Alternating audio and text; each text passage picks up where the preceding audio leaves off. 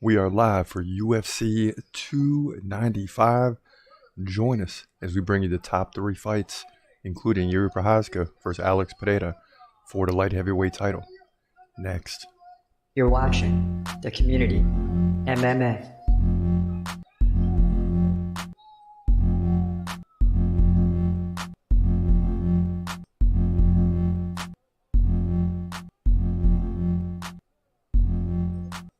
Welcome back to the Community MMA. I'm Chris Cross.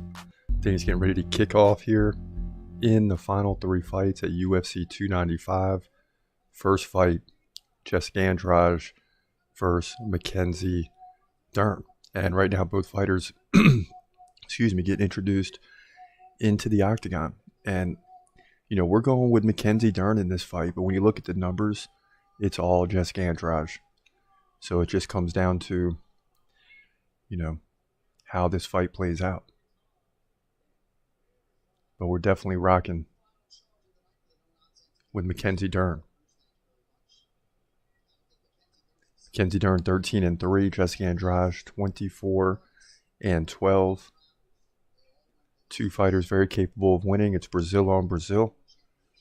Both fighters touch gloves and this fight's on. So already in the main card, we get 2 first-round finishes. This is the one that can't go the distance of the 5. Pavlovich coming up next. I think he's going to get an early finish. Jiri versus Pereira, I really don't know what to expect. We just got to see how strong Jiri is after the layoff and the injury. But nonetheless, we got a big one here. Number 5, Andrade. Number 7, Dern, women's strawweight division. We're about a minute in. And some big shots already. And Mackenzie Dern takes down Andrade. Now she stands her up. Trying to get underneath, but Andrade shoves off. And already it's 7-2. Dern in significant strikes.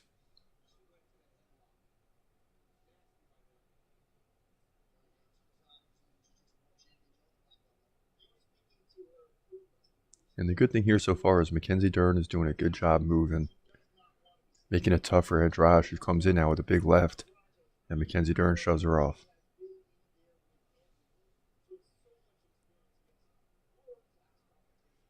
And as you know, Andrade, a former women's strawweight champion, she ended up losing the belt at Namajunas.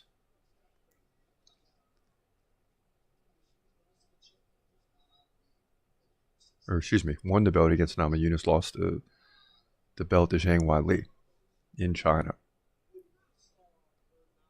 So she's never an easy out. Kind of worked her way in between the strawweight and flyweight division. And now has settled back into the strawweight, as things weren't happening for her in the flyweight division. And they shouldn't. You got Alexa Grasso up there, Valentina Shevchenko. Those are some big fighters, tall. And even though Jessica Andrade is short and stocky, it's not going to go well against fighters with tremendous reach advantage on you. It's just not. So she works back to the strawweight. Then you got Mackenzie Dern, her opponent. As both fighters work their way around the octagon, they're reset now in the center. Oh, and Mackenzie Dern with a big left and a right. And drives a knee. And she's looking to get a big win here. Right, started out really strong in their career. I believe, check me on this, had a baby. Fought around that time, ended up losing. But now she's kind of getting back into prime form.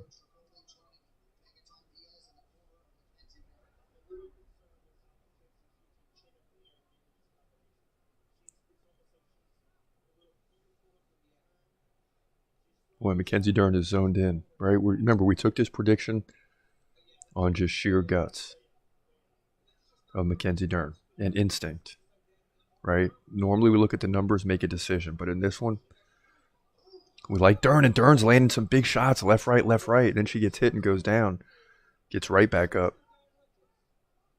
Now Dern's going to try to drive her into the back into the fence, but Andrade landed a knee. And Dern did not like that whatsoever. Yep, and it forces Dern to let go. So good defensive work there by Andrade.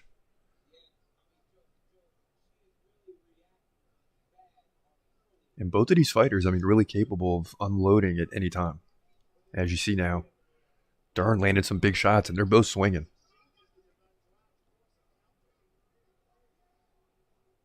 Back to the center.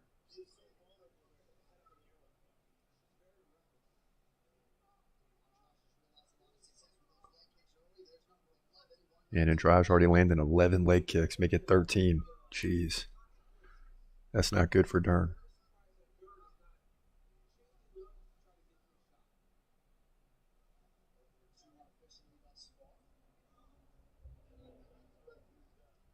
Where Dern is doing a good job is in the striking. I mean, 13-3 in head strikes, I meant to say.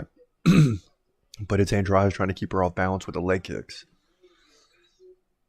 And which one will pay off?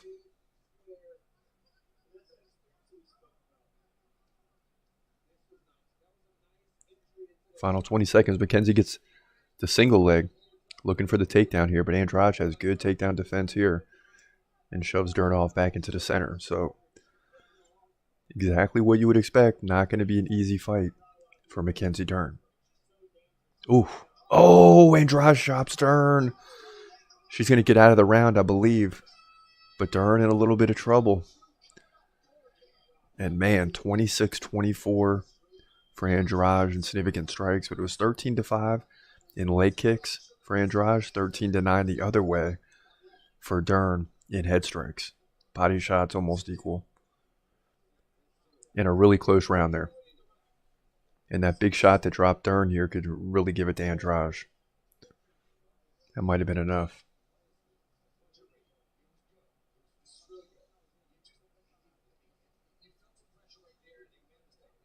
And Dern breathing hard and a little bit of lack of confidence in the corner right now. I think that punch kind of made her second guess the situation for sure. Now earlier on, you're seeing the big takedown by Dern. But you're seeing these strong leg kicks by Andrade. And why that's important is Dern is really good at movement.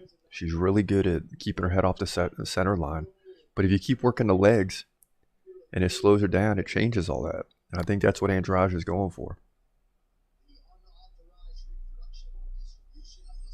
Andrade looking more confident in the corner than Dern. Just an opinion. Round 2 underway. And stick with us, man. We still got Pavlovich versus Aspinall. I promise you that's going to be a first-round finish. I promise you. Pavlovich isn't playing today. Oh, big right. They're swinging now.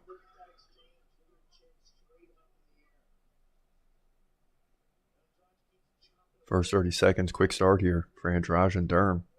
Again, 5 versus 7 women's strawweight division.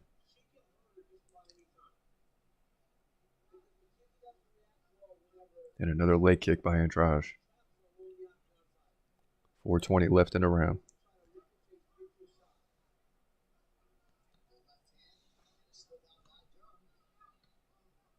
Boy, and a whipping jab by Andrade. We're not seeing the leg kicks here now. Here comes Dern with a big right. Ooh. And a left jab. Dern working around the outside of the octagon. So, yeah, as we watch this fight, you got Pavlovich coming up next. Big win there, I believe.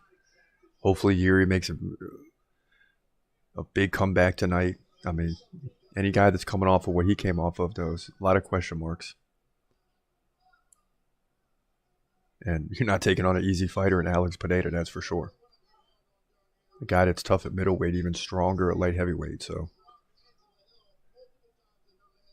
only time will tell, ladies and gentlemen. Only time will tell. Ooh, Dern, dude. She's landing some big shots, but Andrade is just eating them, man. And no American in this fight. Both Americans going down early on.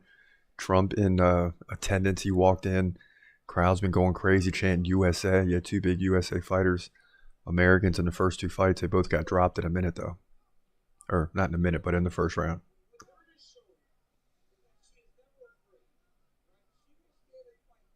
And Andrade continues to walk down Dern, but Dern does land some big shots from time to time. There's a leg kick by Andrade. 19-5 now.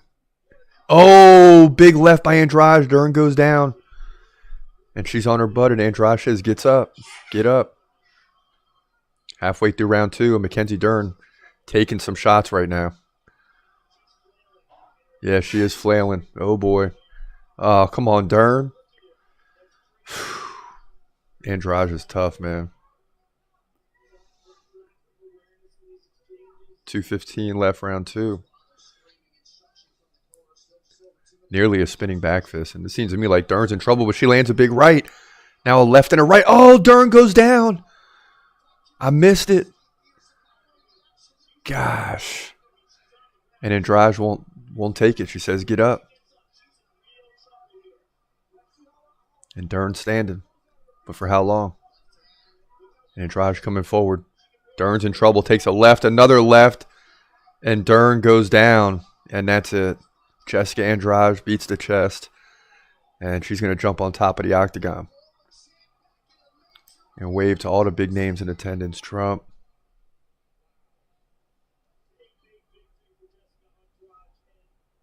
And a whole bunch of others. I mean, it's crazy. New York City, Madison Square Garden. Jessica Andrade gets the KO in 1 minute and 44 seconds into round 2. And she's excited. Make no mistake about it. As she sits on top of the octagon. Whew. Wrong on that one. So it's been tough in the main card for us. 1-2 after going like 4-1 in the prelims. Something like that. 5-1. Oh, God, you see some of these shots that Dern lands, and you're wondering, how does Andrade just take it? Yeah, and then all of a sudden, Dern's landing like 5 or 6 in a row, and she just takes a right. Wow. And then a left, right, left. And the ref says, that's it, man. So Mackenzie Dern falls to 13-4, and that's a tough loss for her. It's going to beg the question, can she ever get to the top? And after looking at that, I don't think so. Jessica Andrade is going to move to 25-12 with the second round KO. And that's going to help her cause to get a top 5 fight. She's probably 1 fight away from fight for the belt. This fight went down in the women's strawweight division at UFC 295. So, there you have it. Jessica Andrade gets the win. 1 fight done. We've had 3 KOs in the main card. I mean, it's just crazy. It's absolutely crazy. So as we take a quick break, waiting on Pavlovich versus Aspinall, let's get into the predictions for these final 2 fights. Stay tuned. Pavlovich versus Aspinall. And I can't stress enough, after 8 rounds of heavyweight work this past weekend, we need a finish here.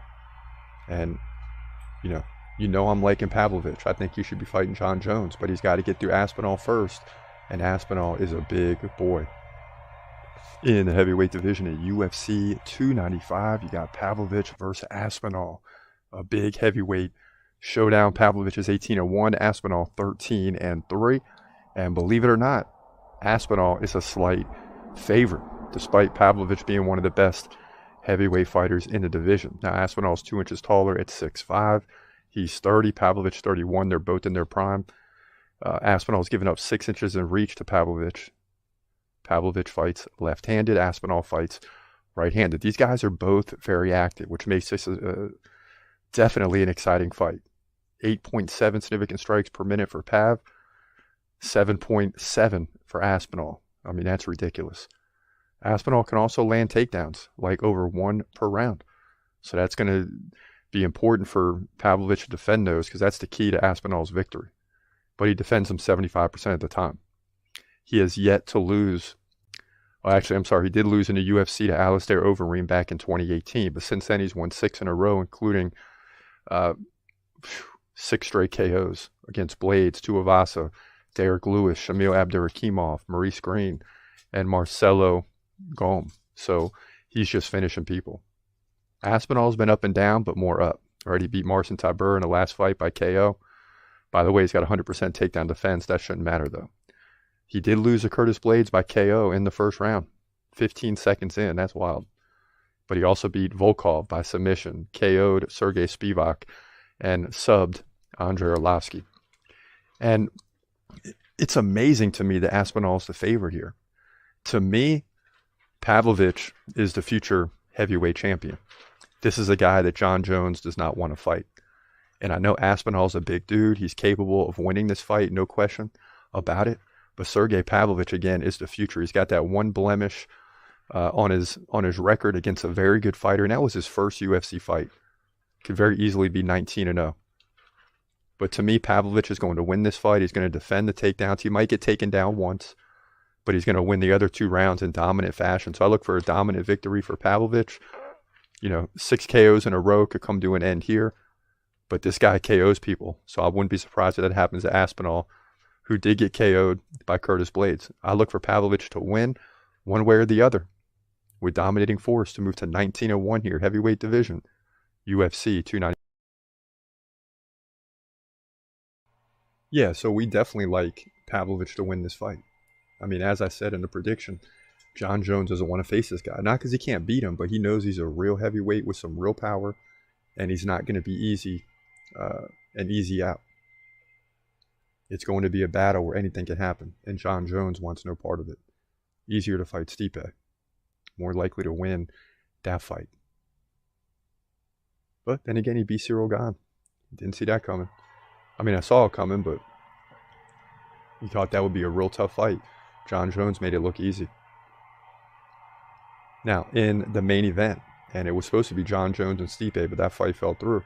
But even better, really, we get Jiri Prochazka makes his return against Alex Pereira, who looks good in the light heavyweight division. Let's get into it. In the light heavyweight division, for the light heavyweight division title, you got the return of Jiri Prochazka. He comes in at 29-3, taking on Alex Pereira, who comes in at 8-2. And this is for the vacant belt. Right, just a quick recap. Jiri Prochazka had the belt. He relinquished it. Jamal Hill got it. He also vacated the belt. And now Pereira and Prochazka are going to fight for the vacant belt. Now, Jiri, believe it or not, 1 inch shorter than Alex Pereira at 6'3". He's 30. Pereira, 36 years old. Jiri has a 1 inch reach advantage, 80-79. Both guys stand right-handed. Jiri, more active, 5.8 significant strikes per minute versus 5.1 for Pereira. But that could be tested here because Pereira is going to continue to stalk Jiri all over the octagon, continue pressing forward, and we'll see if Jiri can keep up the pace with that going on. And neither guy really wants the fight to go to the ground. Both guys are going to want to keep this fight standing. Now, as we dig a little bit deeper, Jiri's 68% takedown defense. He's coming off a win over Glover Teixeira where he submitted him by rear in the 5th round. Led 120-111 in significant strikes, but he gave up 5 takedowns. So we'll Pereira be looking at that. He also beat Dominic Reyes and Volkan Oezdemir. On the other hand, Alex Pereira has a 70% takedown defense. And yes, he's new to the UFC, but he actually has more UFC fights than Jiri. He's got 6 of them now, and he's 5-1.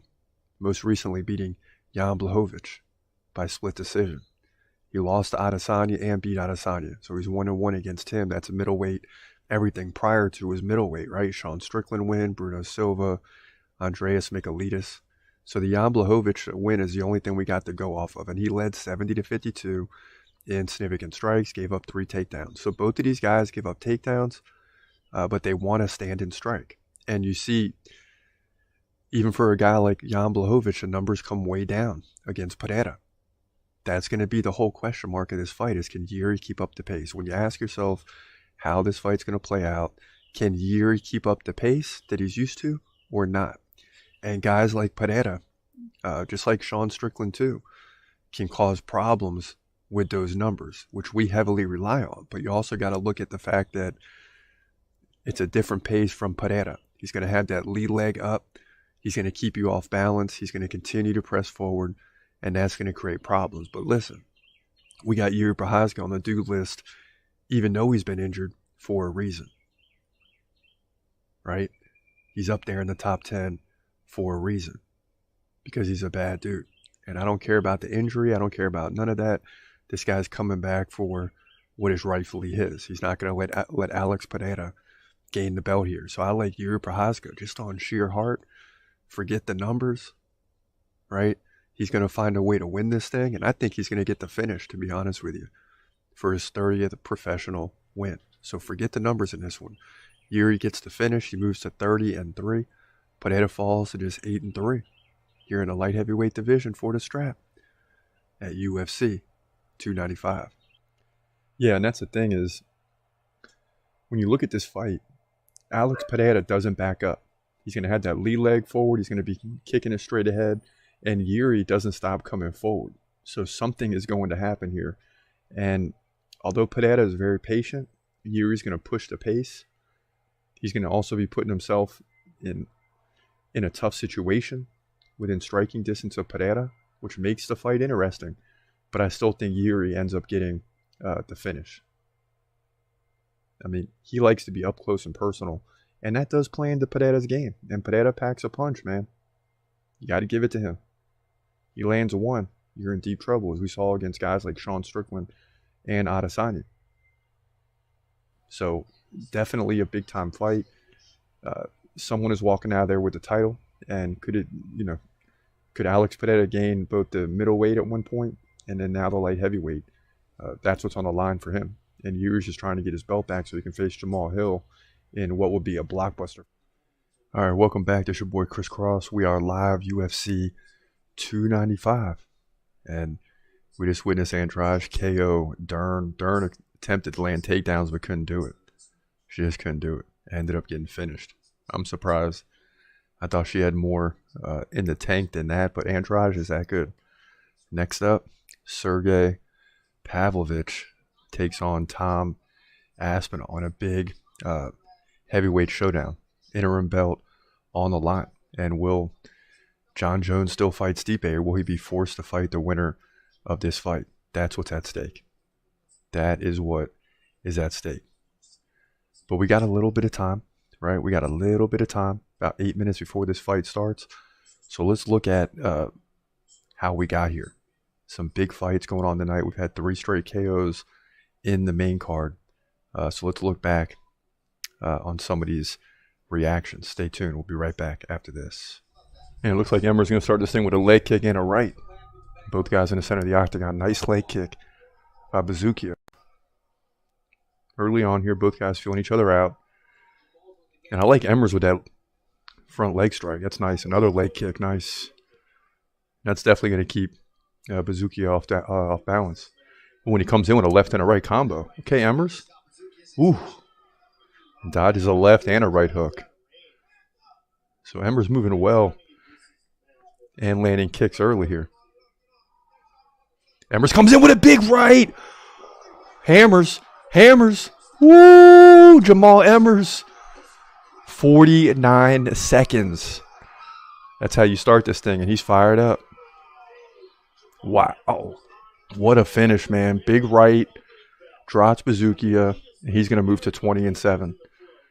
And first fight, featherweight division, less than a minute. KO. It's going to be one of those type of nights. Jamal Emmers 20-7 here. UFC 295. Joshua Van and Kevin Borjas head into a decision. After the first fight was finished in a minute, this one goes 15. But Joshua Van dominated here, 156-75 in significant strikes, 92-54 in head strikes. Just dominant performance. He had 2 takedowns, but just over a minute of control. No big deal there, but he's likely to get this win 2-1. As they read the judges' scorecards, yep, 29-28 on all 3. Joshua Van gets the win. He's going to move to 9-1. So impressive performance here for him. Flyweight division, UFC 295. A really good fight between John Castaneda and Kyung Ho Kang goes to a decision. We're waiting on the results now, but it's close, man. 99-83 significant strikes for Castaneda. Head strikes the other way, though, 58-38. That's what makes it interesting. Body shots, all Castaneda. Control time, Castaneda 3 takedowns, 218 of control. As we get to a decision, it looks like it's going to be unanimous, 30-27. Wow, surprised. John Castaneda gets the win, but I thought Ho Kang would get a round, maybe 2, maybe a split decision, maybe he sneaks out the victory, but it doesn't turn out that way. Instead, John Castaneda gets the win on all 3 judges' scorecards. He's going to move to 21-6. This was a catchweight fight at UFC 295. Now Madsen walking him back, and Gordon opens up with a big right. And they're separated again. Here we go. It's been some good striking so far. I mean, it's pretty even. Both guys near 30. And a nice elbow for Gordon as he's starting to come forward. Madsen trying to get his back. Ooh. Nice uppercut by Gordon as he walks back Madsen now. That may have messed him up a little bit. Another left. 30 seconds left in the first round. So Madsen's up 33-27 to be exact. Ooh, and a nice right by Gordon. And another elbow by Gordon. Look out. Oh, down goes Madsen. And Gordon's pounding away. Wow, another first round finish on the night. Jared Gordon. Wow, I missed that one. I misread that one. And that'll be our first loss of the night. But Jared Gordon is pumped up. And that's why we're about to hit 3 lightweight fights in a row. If we can get one of these, we'll be all right. The lightweight division is always the toughest to predict for me. For sure. But Jared Gordon looked good in this one, man. Nice finish. Another huge lightweight fight. He's going to move to 20-6. Man. And did he get the lead in significant strikes? Yes, he did. 35-33 to close it out. Oh, my goodness. Head strikes 24-22, but it was, ooh, that overhand right is what did it. As we get a look at the replay. Yeah. And Madsen goes right down. And Gordon wastes no time in finishing the fight. With just 18 seconds left in the first, he gets the win. Lightweight division, UFC 295. Sadikov and Borshev coming down to a decision. Close fight. But Borshev led 130-92 in significant strikes. But there was one round where he really took it, man. So it's almost like it's 2-1 Borshev. One round could be 10-8. So, oof, you never know here. Head strike 76-70 Borshev. Very close. 29-28, 28-28, 28-28. It's going to be a majority draw. Wow. And both guys are kind of stunned. But, you know, and now they're both doing the Slava dance. Okay. Okay. So they both walk away with neither a win or a loss. Sadikov remains 9-1. Borshev remains 7-3. And that's how it goes down, man. Lightweight division, very tough to predict. As always, we get a draw here at UFC 295. Robert's in all types of trouble here with Rumbetsky on his back.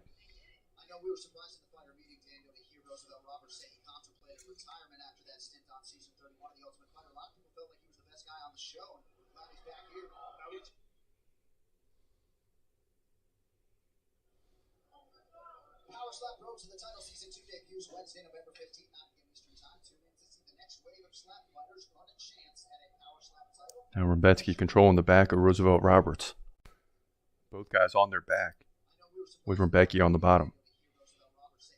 Roberts is stuck in this position. He's just taking it from behind.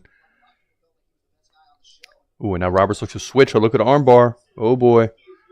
Ooh. Yeah, he's got it. He's got it locked. He's got it locked. And Matusha squeezing now. He's trying to spin it.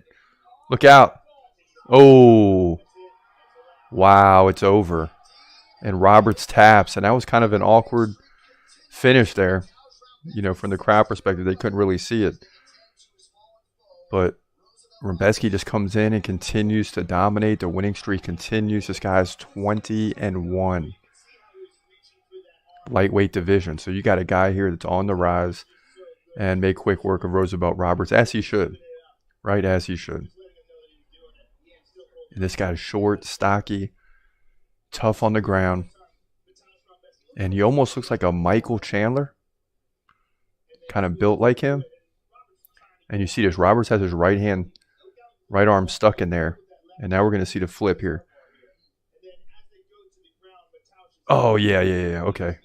Yeah, you couldn't see it because Roberts was on top. So the hand was hidden. But nonetheless, he taps out. And this thing is over. And Rumbetsky led 10-2. Significant strikes. 28-6 total strikes. 214 of control on 2 takedowns. Dominant victory. Lightweight division. UFC 295. Tabitha Ricci and Lupi Godinez head to a decision after a great fight here. Women's strawweight division. We're waiting on the official results, but Lupi led 99-69 in significant strikes.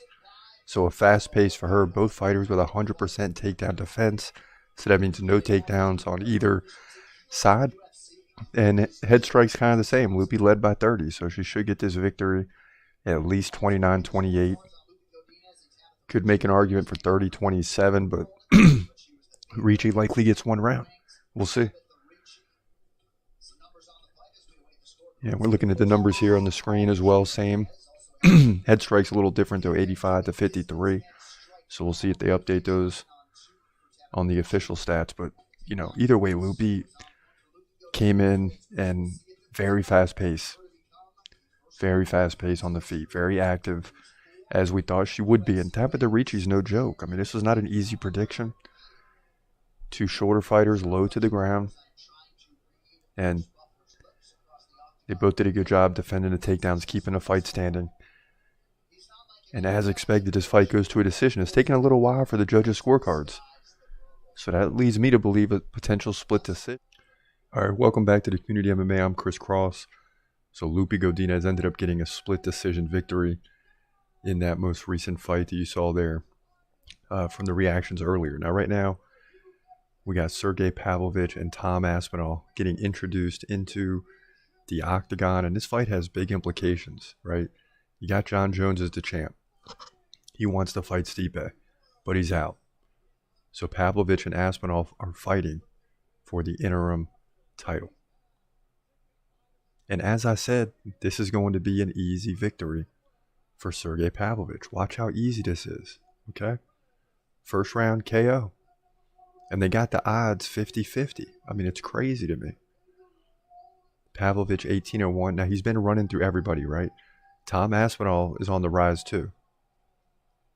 But this seems to be the fights that he cannot get past, right? The 3 losses in his career. Every time he tries to step up and reach for the sky, going up against a higher level contender, he falls down. Now you're walking into the octagon against a Russian in Sergey Pavlovich. Now, Aspinall is 2 inches taller. The guy's 6'5". I mean, he's a big dude. Both these guys in the middle of their prime, 31 and 30 years old. Pavlovich is going to be a southpaw. Aspinall is going to stand right-handed. And these guys are the top 2 fighters in terms of significant strikes per minute. So you're getting ready to see a lot of activity here in this fight. I mean, it's not going to be a boring fight. And both guys awkwardly got their hands on each other's shoulder. It's kind of odd in the face-off.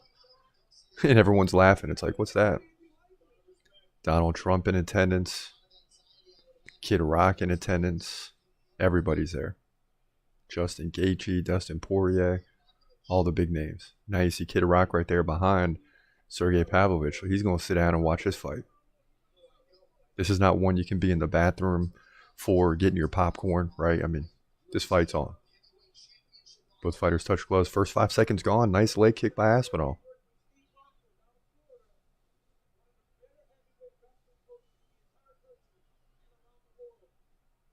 And 2 big boys here, man.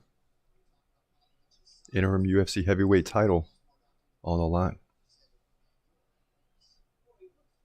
And oddly enough, both guys feeling each other out. And I'll tell you what, Aspinall is a big boy, man. That's a big boy. Oh, my goodness. Huge left by Pav already. Oh, my goodness. Oh, my goodness. And this would be the fight. If Aspinall can win, will change everything for him. I just don't see it happening. I got Pavlovich winning this fight. Pavlovich with a big left and right. He misses. But nonetheless, someone's going down in this first round.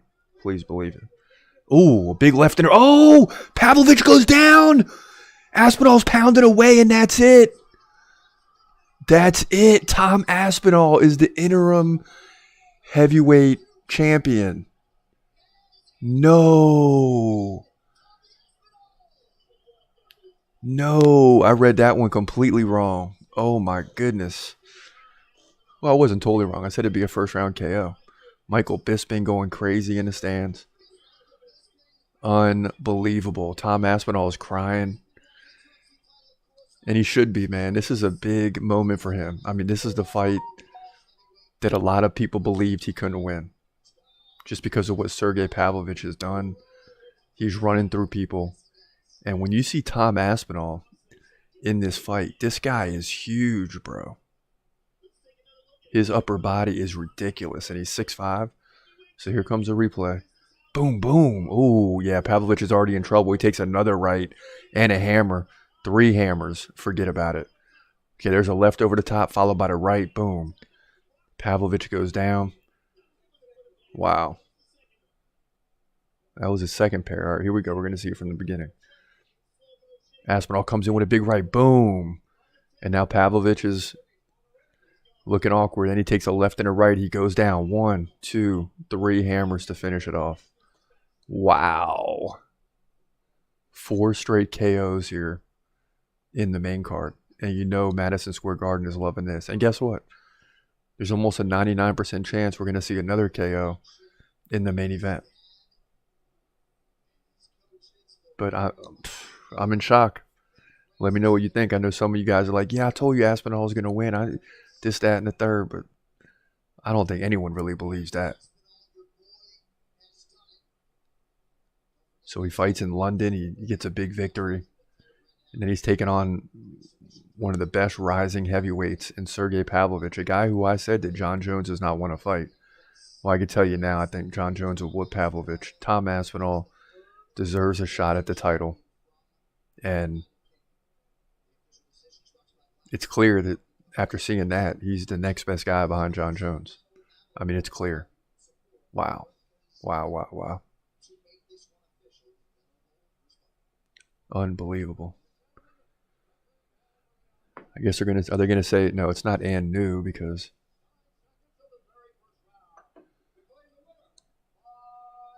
by KO. Wow.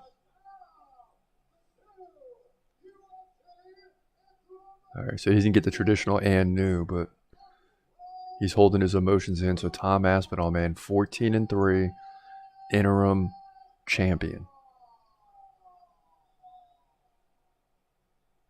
And, you know, I think John Jones is watching this and saying, I thought Pavlovich is going to win too. Because he's not ducking Tom Aspinall. He rushed and called out Stipe, right? Because Pavlovich is above him. He rushed and called out Stipe and then didn't get to fight Stipe. But Tom Aspinall's a big dude, man, and I don't know. But I think John Jones fares better against him than what I thought Pavlovich was, but who knows? Second most finishes since 2020 in the UFC, 7. Kevin Holland has 8. Yeah, and that's because he won 5 fights in 2020. Kevin Holland's still winning, but not like he did in 2020. But nonetheless, man, people are going to be talking about this.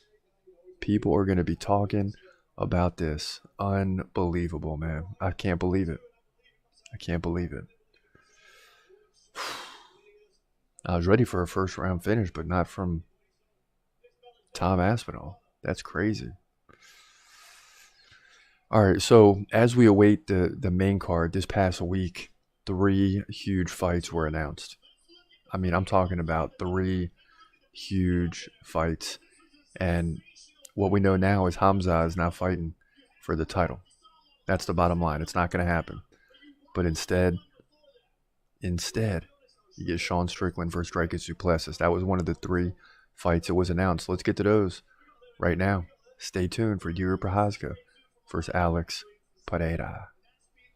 In the middleweight division for the middleweight division title at UFC 297, you got Sean Strickland coming in at 28-5, taking on Dricus du Plessis, who comes in at 20-2.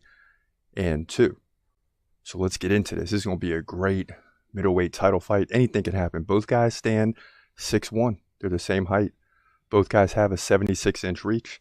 Strickland stands right-handed. Du Plessis, we know, can switch it up and go righty or lefty at any given time. Now, in terms of activity, that leans slightly towards Du Plessis. Nearly 7 significant strikes per minute to 5.8 for Sean Strickland.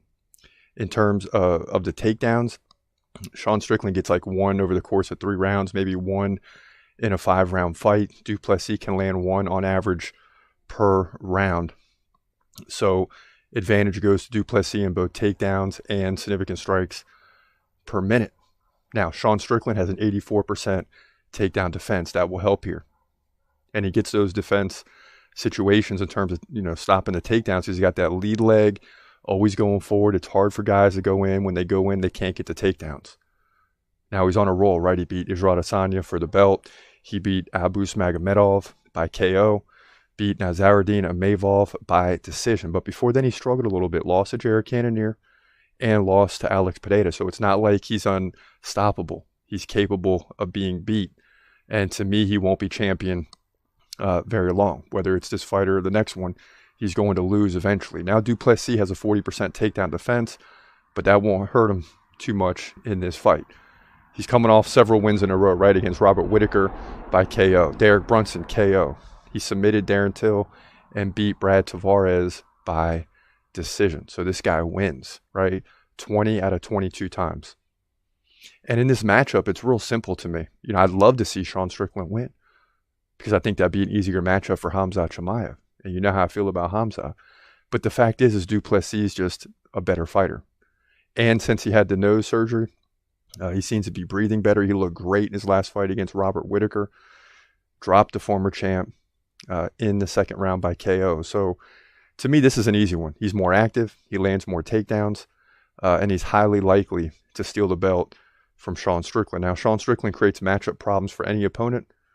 But in this one, it's all Du Plessis. He's going to take the title. And then it's going to be a much more interesting fight with him taking on the next challenger, which should be Khamzat Chimaev if the UFC holds true to its word.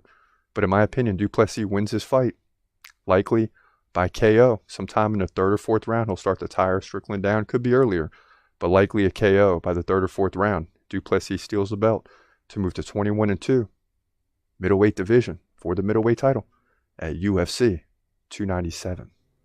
In the featherweight division for the featherweight division title, you got Alexander the Great Volkanovski coming in at 26-3, dominant in this division, but taking on a good rising challenger in Ilia Topuria, who comes in at 14-0.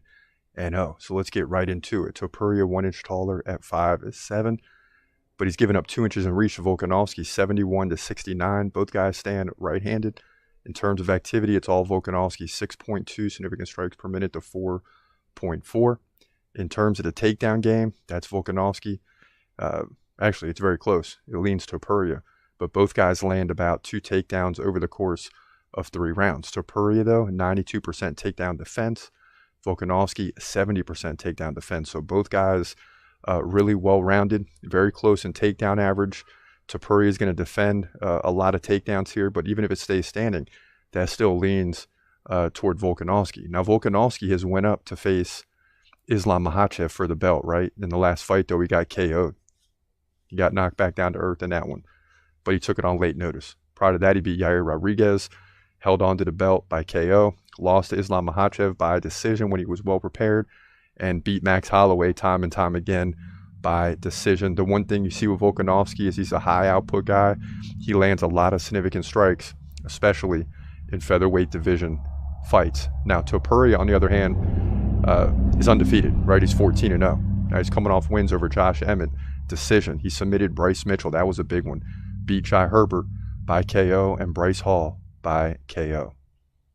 And this is a tough one for me because you want to think in the featherweight division, Volkanovski is unstoppable, and he is. But how will he react? How will he come back after being dominated by Islam Makhachev? Yeah, that was a lightweight fight. Yeah, he's going up 10 pounds to 155. But now he's been KO'd. He's been brought back down to earth. How much will that weigh on a guy's mind? The next fight after you get KO'd is always your toughest fight. And that might be why Sean Strickland fell to Jared Cannonier after getting, KO'd by Pereira. So if the door is open for a guy to win the belt in the featherweight division, it's certainly here with Ilia Topuria. But I can't go against Volkanovski. I mean, the guy is still great. He's got it in his name. And as good as Topuria is, and as much as I believe he could snatch the belt here, I'm still rocking with Alexander Volkanovski. The guy is too good on the feet. Topuria is going to have to break through that takedown defense of 70% by Volkanovski and land some takedowns and control it that way if he's going to win the fight. He's not going to stand up and strike with Volk. If he does, I have to see it to believe it. So I'm leaning towards Volkanovski to win this fight, but it's not going to be easy. 48-47 unanimous decision, maybe split decision, but it's going to be 3 rounds to 2 on all judges' scorecards. It's going to be that close of a fight. But in my opinion, Volkanovski wins to move to 27-3 here, featherweight division, UFC 298. In the bantamweight division, for the bantamweight division title at UFC 299, you got Sugar Sean O'Malley coming in at 17-1, taking on Marlon Chito Vera, who comes in at 21-8. And it should be noted before we get started in terms of the prediction that the one blemish on Sean O'Malley's resume is Marlon Vera. That's why he's getting this opportunity. So we'll see what happens in the rematch. Now, O'Malley stands 3 inches taller at 5'11". He's got a 2-inch reach advantage. Both guys are switch stance fighters. Think about that. That makes it interesting. O'Malley, 7.3 significant strikes per minute compared to 4.4 for Marlon Vera. Takedown game, non-existent for O'Malley and non-existent for Vera. So you're going to get a stand-up striking affair. And both guys average to good in terms of takedown defense, which means this fight is going to be on the feet like we saw in 1 round in the first fight. Now, how did Sean O'Malley get here? He beat Aljamain Sterling and stole the belt. Shocked the world. I mean, let's be honest. Beat him by KO. Before that, he beat Petr Yan by split decision. That guy's always a tough out. Surprised Petr Yan's losing as much as he does lately.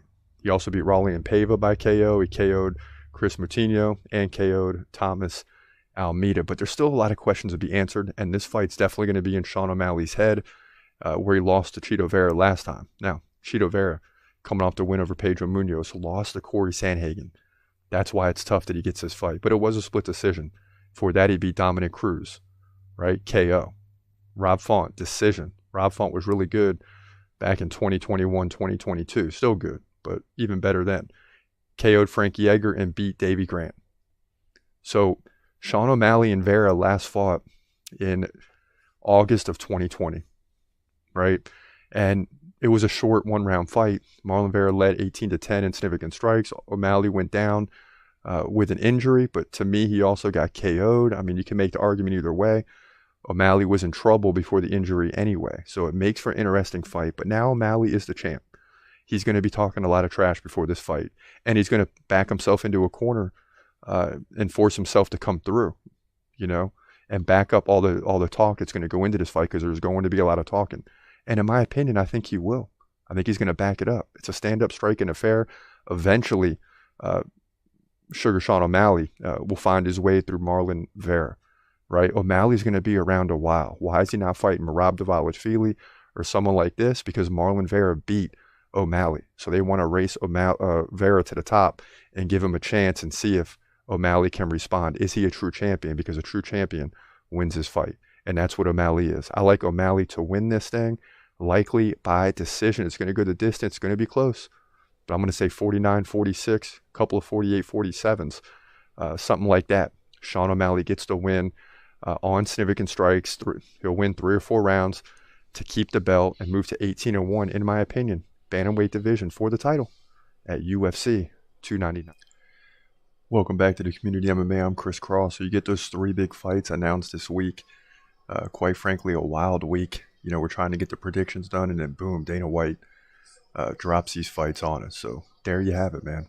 Got Volkanovski, got Sean O'Malley, got Dricus du Plessis, all winning.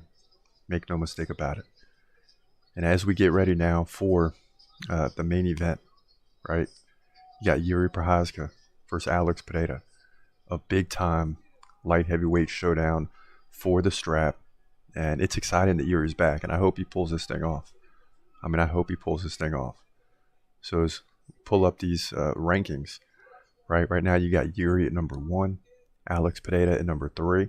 Jamal Hill's still a champion until this fight is over. And wouldn't it be crazy if it was a draw? If it's a draw, then Jamal Hill remains champ even though he's out.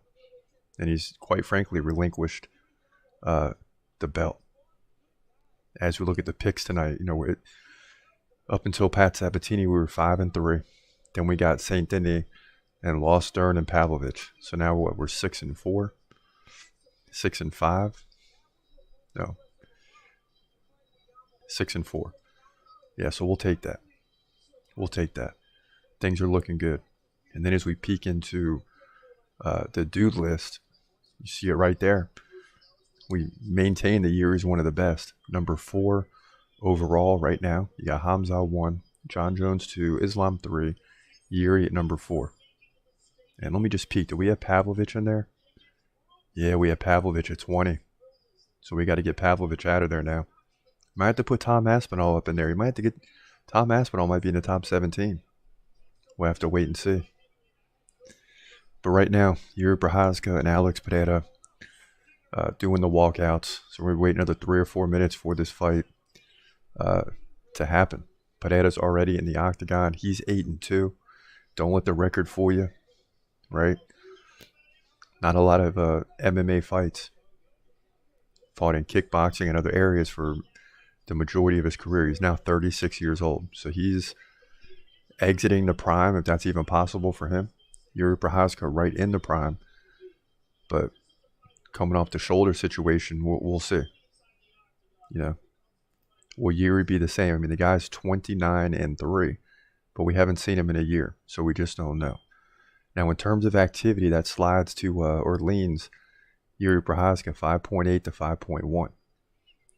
But as you know, Pereira tends to affect his opponent's activity with his awkward style, that lead leg straight ahead kick keeps fighters off balance. But Yuri's pretty wild too. He's got the spinning back fist. He's constantly keeping his head off the center line. You have all that. Takedown game really non-existent for both guys. So, you know, it's very likely we're going to see our 5th straight KO of the night, or 5th straight finish in the main card. And here comes Jiri. Everybody in attendance tonight. You got Trump in attendance. You got Kid Rock there. Got a lot of big names, a lot of big fighters in attendance. I mean, it's Madison Square Garden. Everybody's coming out to the party. Everybody.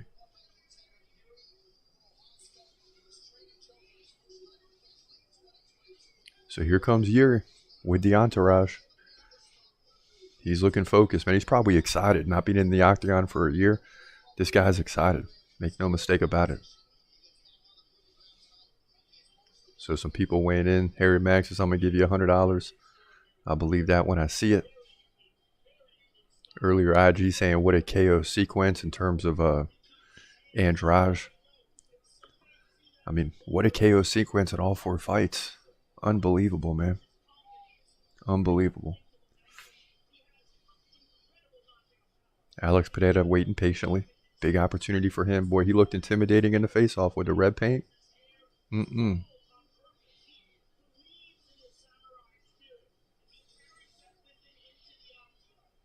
Jiri looks strong as ever.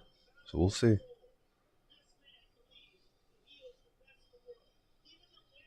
But it's a little bit different being the champ and defending the belt and taking on another challenger than it is coming off of a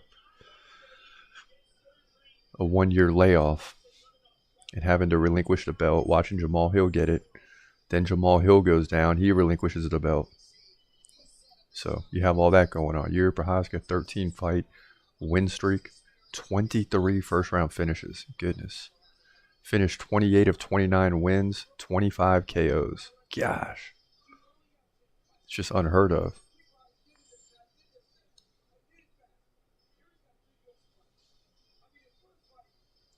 Yeah, you got 5.5 to 1 odds that this fight doesn't go the distance.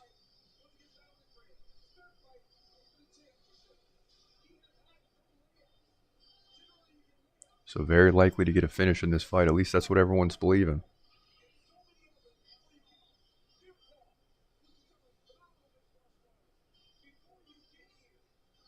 And Jiri still looks strong, but I wouldn't say the same as a year ago. Right? He looks a little thin to me.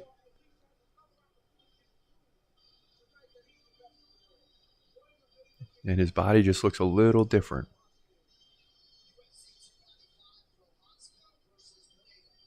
And we know Pereira is for real. We know Pereira is a big dude who's capable of finishing people. And Jiri cannot be a step slow in this fight. So forget all the year layoff and all that. Alex Pereira is staring him down right now. And you got a big dude in the octagon who's probably sitting over there about 215, 220 right now. And Yuri's on one knee. They're both staring each other down. Pereira is like looking through Jiri Prochazka. I mean, that dude's intimidating. There's no smile, nothing. Just straight staring through him. Pereira 1 inch taller is 6'4". Both guys weighed in at 204. Both guys got basically equal reach. I mean, it's 80 to 79 Jiri, but basically equal there. So let's get ready to rumble, that's for sure. And Bruce Buffer's doing his thing. Let's go. Let's go. Let's go, Jiri.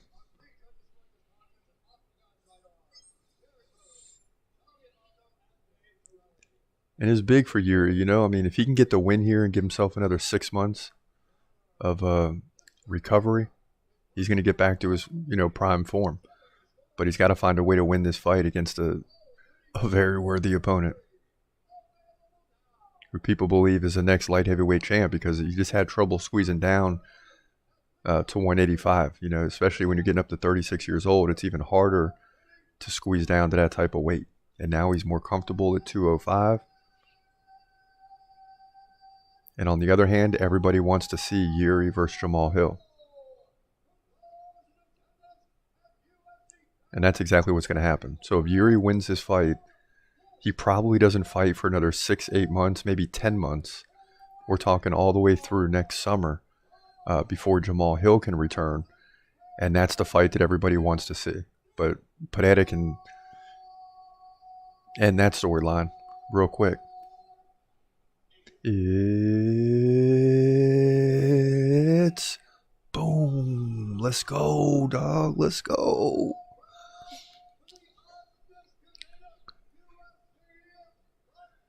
What have we seen? About 8 minutes of fighting tonight in the main card? 4 fights? Maybe 12, because Dern and Andrade went like 7 minutes.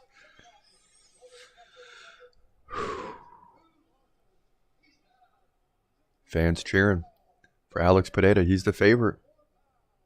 He's the favorite, and that's because of the what if factor, right? I mean, what if? What if Jiri's not 100%? What if he's rushing himself back? All these questions right now is why Pereira is the favorite. And he has not changed his facial expression yet. I mean, this guy is serious. He's focused. And quite frankly, he's like a machine, man. He is like a machine.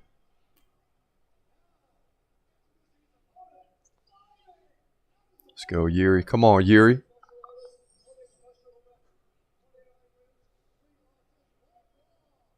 And I'm telling you, the only way he loses this fight is if he's not his normal self.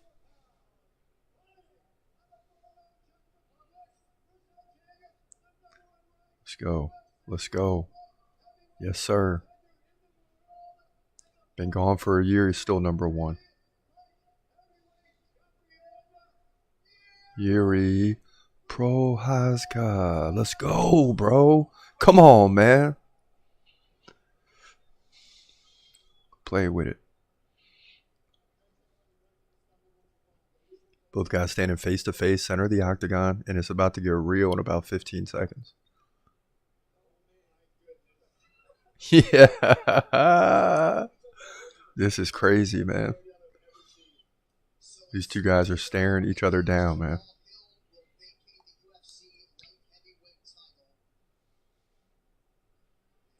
Yeah, so does Jamal Hill officially vacate the title at the beginning of the fight? Like, what if it's a draw? Then what?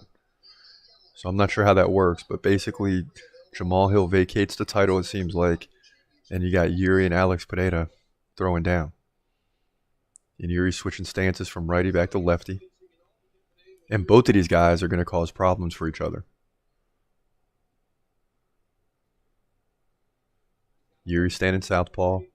Pereira standing right-handed. First 30 seconds gone and very slow pace right now. Trust me when I tell you, things are going to heat up. These guys are landing 15 significant strikes per minute combined. And they've only thrown 5 in the first minute. So definitely a filling out process here. Title's on the line. You would expect it. Oh, nice uppercut by Jiri.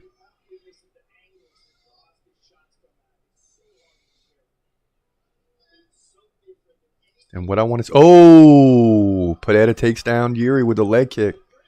Jiri gets right back up, and just getting ready to say, I want to see what happens when Pereira lands a punch or two, because that'll really tell us if Jiri can take these strikes that are getting ready to come. And now Yuri's slowing down a little bit, trying to feel him out.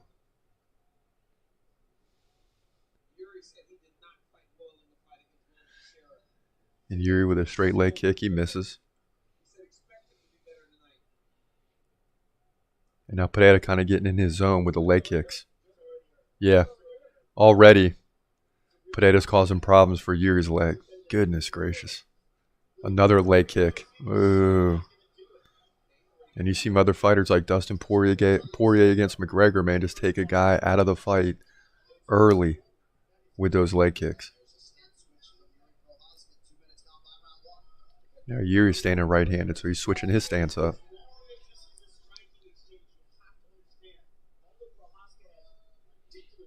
Gosh, and Pereira's so tough because he can hit you with those leg kicks, and then if you get upset and move close and he lands that right, forget about it, man. It's just like he's just drawing you in the whole fight. Now Jiri goes in for the takedown. He's got the single leg. Oh, boy. Oh, boy. Oh, Pereira's got this in now. Oh, Jiri's got his head down. Oh, my goodness. Oh, Jiri's in serious trouble here. Okay. Whew, that was close. And he dumps Pereira. Okay, so Prochazka takes away those leg kicks by getting the takedown. And you got Pereira on his back. And it looked for a moment like Jiri exposed himself, and he's still stuck in there, but now he gets the head free. And here we go.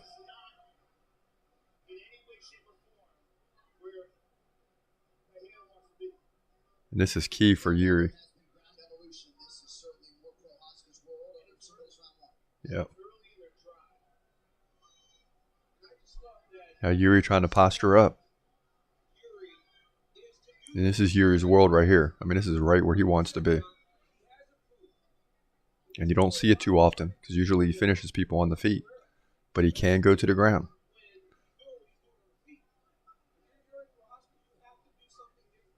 Despite only landing a takedown like once every, 10, 15 rounds?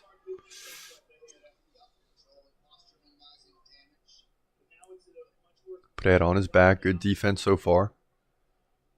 Jiri's got side control.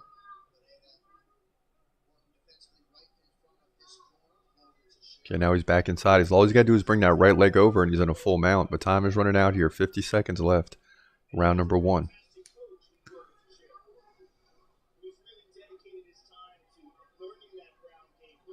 Oh, some big shots here by Jiri. The elbows.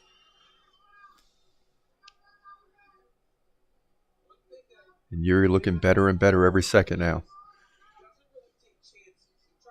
And if he can keep Pereira here the rest of this round, the next 30 seconds, he could likely win this round.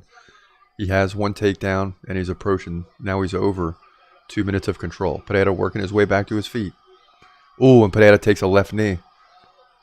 And Jiri takes a right, but gets out of there. And here's a tap. Final 10 seconds left in the round.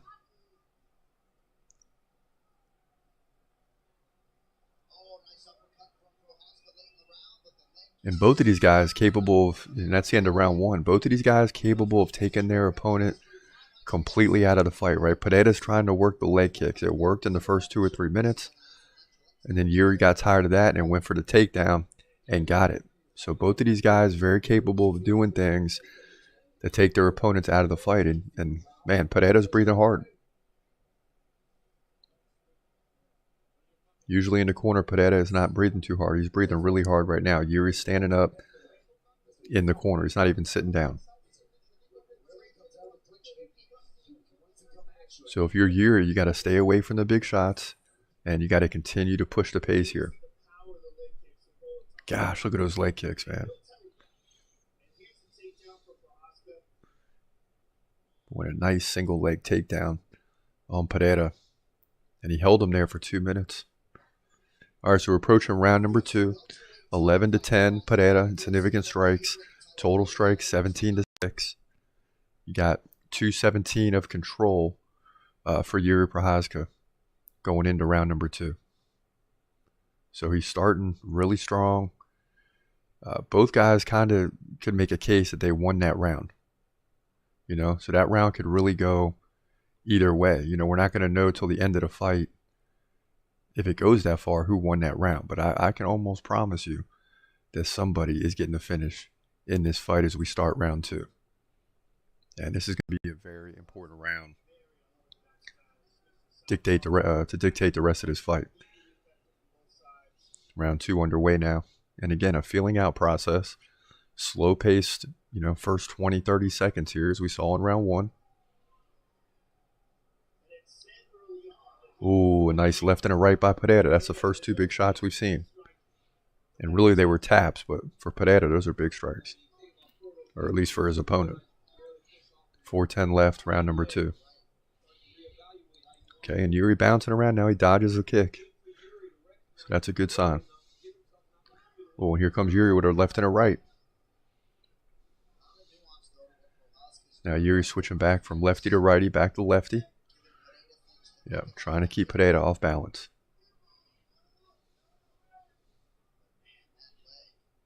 And I'll tell you, Jiri's got a lot of tools, man. And he's really pushing the pace on Pereira. Pereira's breathing hard. Although he still leads 17-14 in significant strikes, 7-5 in leg strikes. Jiri's up 7-6 in head strikes, so it's very close.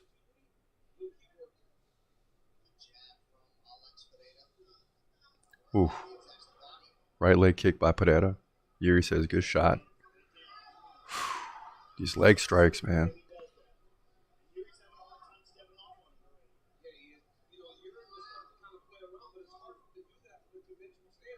Gosh, look at Jiri's leg, man.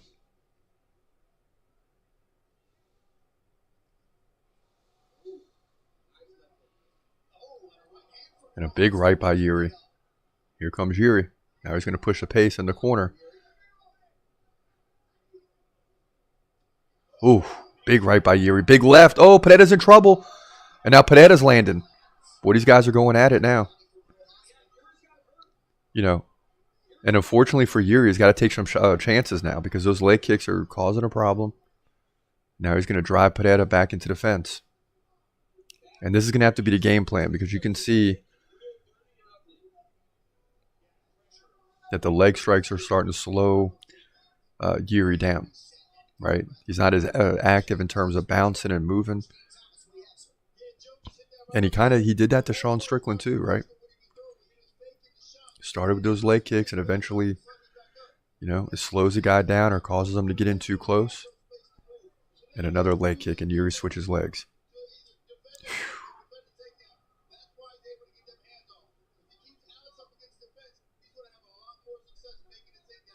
Come on, Jiri. Be aggressive. Oh, big left by Pereira. Now Jiri comes in. He takes a knee. He's going to drive Pereira back into the fence.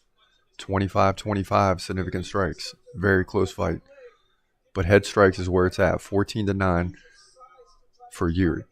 And if he keeps taking those leg strikes and keeps working through it, the judges aren't going to give any points to Pereira for that. And Jiri's leading in head strikes and control time. So that's important.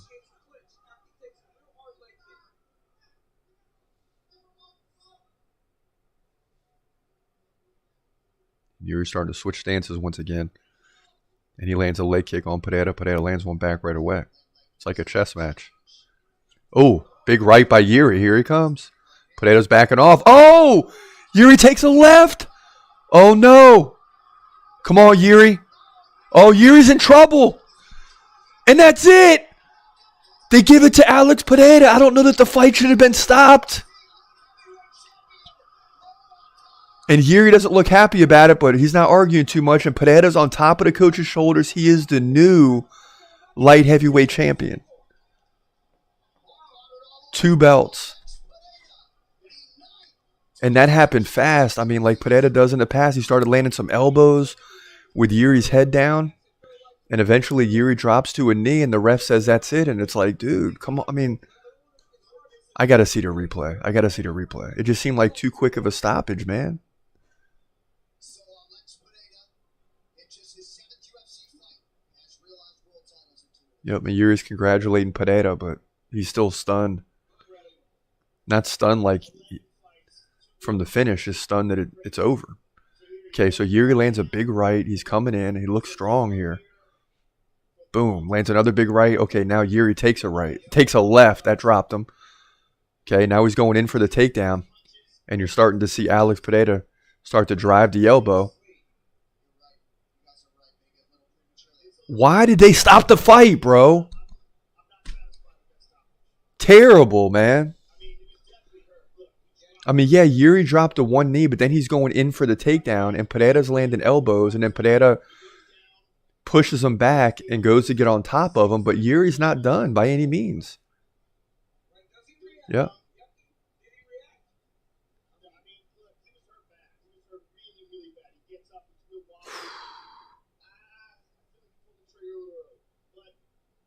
I mean, listen, Pereira might have went on to finish the fight. I don't know. But, gosh, I don't know about that stoppage, man. I don't know.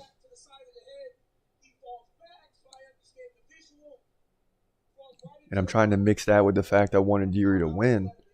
Trying to let that go for a minute. Just look at this as a fight. Okay, so Jiri lands the right. Boom. He takes a right, takes the left. He goes down. Okay, but now Jiri goes in for the takedown. He's got the head on the hip. He's taking some elbows. Okay, but he's in there trying to get the takedown. And eventually Pereira pushes him back, and he's on top. And Jiri still defended himself and then rolls immediately and is wondering why the fight was stopped. Wow. Wow. This is definitely going to be discussed in a post-fight press conference.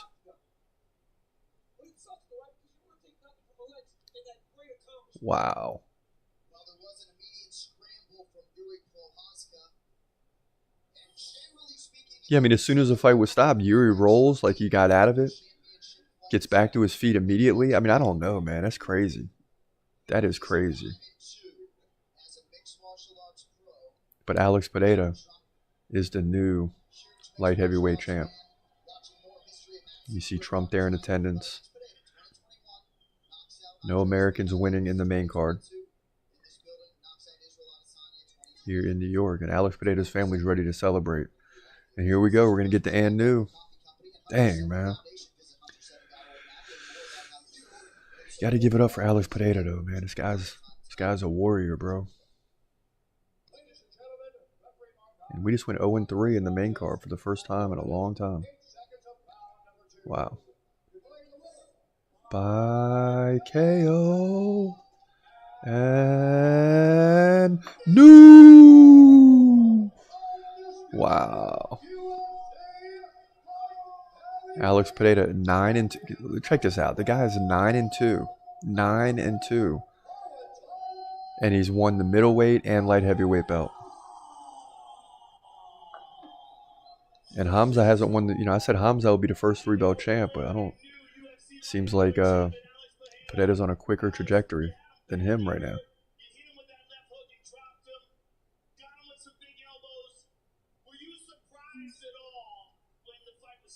Oh my goodness.